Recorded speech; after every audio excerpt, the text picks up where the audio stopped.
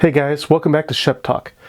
Today we will be reviewing Blinded by the Light, but first, a few admin notes. If you like what you see here, remember to like, share, and subscribe. It helps us YouTubers out greatly, and we appreciate it.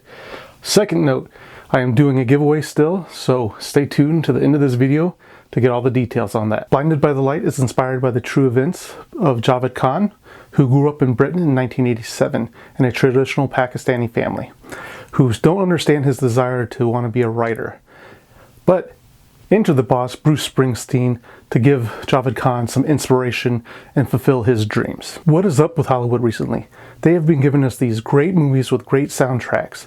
Though unlike Bohemian Rhapsody and Rocket Man, where they focus on the band or the singer behind behind the music, this is more in the vein of Yesterday, where the music is influencing someone to help them achieve their dreams. Javed Khan, played by Vivek Kahari, I hope I'm pronouncing that right. If not, I apologize, is one of those quiet kids who spends most of his time in his diary and writing poetry, and on the side occasionally writing songs for his best friend Matt, who has one of those pop synthetic bands of the 1980s. But Javed isn't one of those kids that really stands up for himself. He's really lacking in the self-confidence department.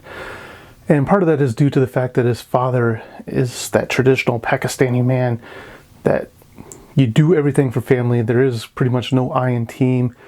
If you get money, you got to give it to the family so that way they can pay the bills and pay all the expenses. And this is the time in 1987 where, and especially in Britain, where unemployment is at an all-time high. It's very hard for people to get jobs. Javed's mother is working around the clock as like a seamstress. He even tries to find jobs, to help out pay for the family as well. But deep down in him, he wants to be this creative writer. He wants to make it as a writer, and he's trying to struggle against that with his family, with his friends. And it isn't until Bruce Springsteen, the boss, comes into his life that it really influences him and the songs start picking up and make this movie what it is. I will say one thing, until the boss, Bruce Springsteen, shows up in this movie, it kind of drags out a little bit. I'm not going to say it slows it down, but it's just setting up, showing us how Javed is very quiet, doesn't want to be outspoken, isn't really trying to put himself out there. But once he finds the songs of Bruce Springsteen, you really see the turnaround in him. Bruce Springsteen's songs talk to him. And I guess it's because of how things are in Britain in 1987, how almost despair they are, how hard it is to find a job, that the boss speaks to them. The lyrics of these, songs just resonates within him. It gives him the confidence to go after his dream of being a writer. It even speaks to him about standing up for himself and actually going out and trying to talk to this girl, that he wants. And thank God, because, the past few movies I've reviewed before, Hollywood has this thing where unless you're dying or you make it famous, you don't really figure out that you are missing this part of your life that you had before that happened. And this time it doesn't.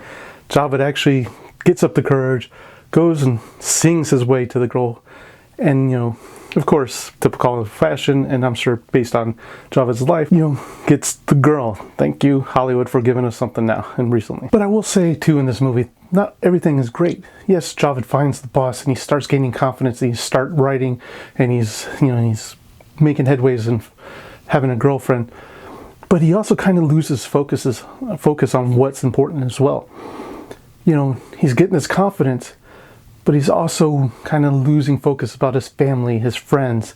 Even at one point, he loses focus on his girlfriend too. But in the end, this is based off a true story.